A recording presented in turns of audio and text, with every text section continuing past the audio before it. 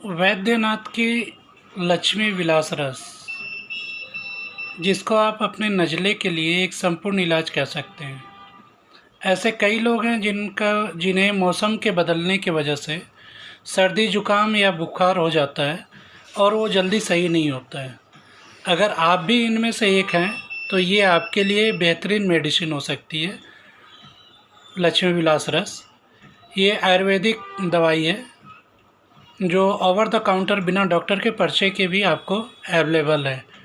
तो अगर मौसम के चेंज होने से अगर आपको कोई परेशानी होती है, जैसे सर्दी जुकाम और बुखार होता है, तो आप लक्ष्मी विलास रस ले सकते हैं।